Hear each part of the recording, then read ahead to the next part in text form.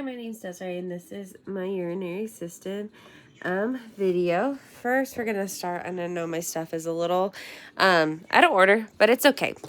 First, we'll start with kind of just the main parts before we get into like more details. So, main parts of the urinary system are your kidneys, the ureters, urinary bladder, urethra, and then here you can see we have the inferior vena cava and the abdominal aorta. We have our renal veins and arteries going into those kidneys as well, so that we can filter the blood. So going off that, we'll go into this picture where you can see we have a picture of one of the kidneys. So in a kidney, we have the renal medulla and the renal cortex.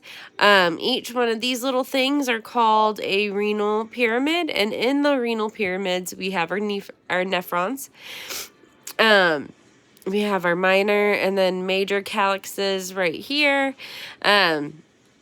Again, abdominal aorta, inferior vena cava, and then ureters. So, how the kidneys filter our blood is through the aorta. We are going to bring in the blood, and then the blood is going to go through the nephrons to kind of go through each one, remove the waste, remove anything that's not supposed to be in there through just regular cellular respiration. And then that blood is going to come back through the inferior vena cava. This one, what goes into it is it doesn't have any waste, but it also has no oxygen. So then that goes back up to the heart.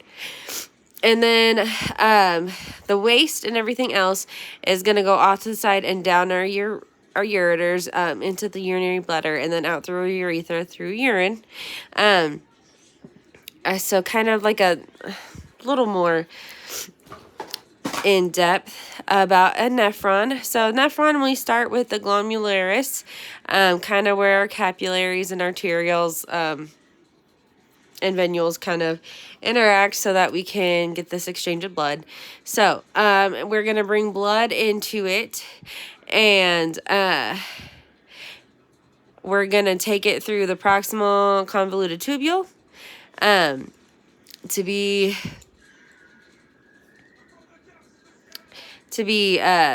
filtered through. It's going to go through the descending and ascending loop of Henle. That's that whole thing, but this is the descending and then this is the ascending. And then it's going to go through the distal convoluted tubule into a collecting duct.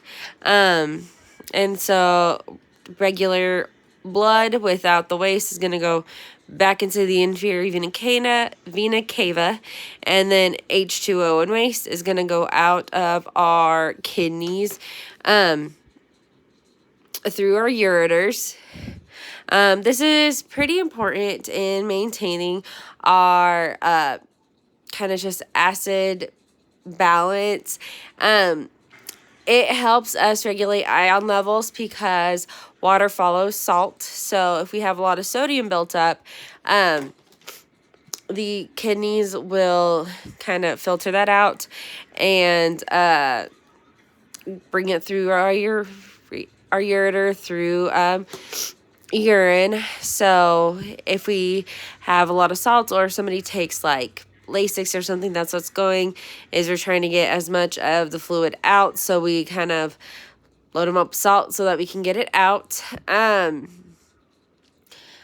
it maintains blood pH, it kind of filters through like